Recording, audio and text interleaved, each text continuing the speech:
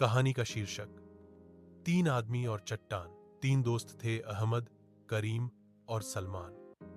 तीनों पहाड़ों के बीच बसे एक छोटे से गांव में रहते थे।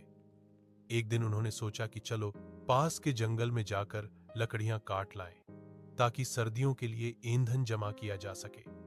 तीनों कुल्हाड़ी लेकर सुबह सुबह निकल पड़े। रास्ता पहाड़ी था लेकिन हवा ताजा और ठंडी थी।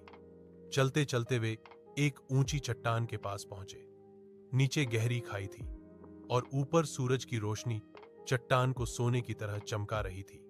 अचानक अहमद ने देखा कि चट्टान के ऊपर एक बकरी फंसी हुई है।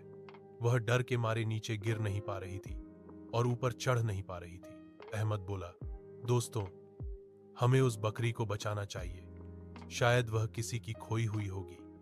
करीम ने कहा, क्या तुम पागल हो? चट्टान इतनी ऊंची है, वहां जाना खतरनाक है। सलमान बोला, लेकिन नेक काम में डर कैसा? चलो कोशिश करते हैं। तीनों ने मिलकर रस्सी बांधी और अहमद को ऊपर भेजा। हवा तेज चल रही थी और नीचे खाई इतनी गहरी थी कि देखकर ही दिल कांप जाए। अहमद धीरे धीरे ऊपर चढ़ने लगा। आधे रास्ते में एक पत्थर खिसक गया और अहमद फिसलने ही वाला था कि करीम और सलमान ने पूरी ताकत से रस्सी पकड़ ली।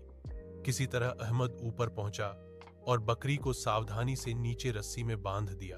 नीचे खड़े करीम और सलमान ने बकरी को खींचकर सुरक्षित उतार लिया। अहमद भी नीचे उतर आया। तीनों ने राहत की सांस ली।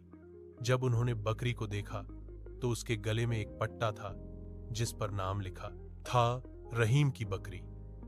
रहीम उनके गांव का बूढ़ा चरवाहा था जो पिछले 2 दिन से अपनी बकरी को ढूंढ रहा था।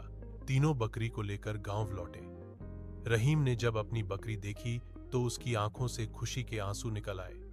उसने कहा, बेटों, तुमने न सिर्फ मेरी बकरी बचाई है बल्कि इंसानियत की मिसाल भी दी है। अल्लाह तुम्हें सलामत रखे। रहीम ने उन्हें धन्यवाद के रूप में अपनी झोली से 3 सेब निकाले और कहा, यह मेरे पास की सबसे कीमती चीज है, इसे मेरे आशीर्वाद के साथ लो। तीनों दोस्तों ने मुस्कुराते हुए सेब स्वीकार किए।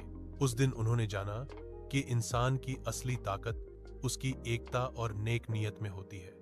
अगर अहमद ने हिम्मत न दिखाई होती, करीम और सलमान ने साथ न दिया होता, तो शायद वह बकरी आज मर जाती। चट्टान के उस किनारे पर तीनों ने एक बात लिख दी, जहां डर हो वहां हिम्मत बनो, जहां खतरा हो वहां इंसानियत दिखाओ।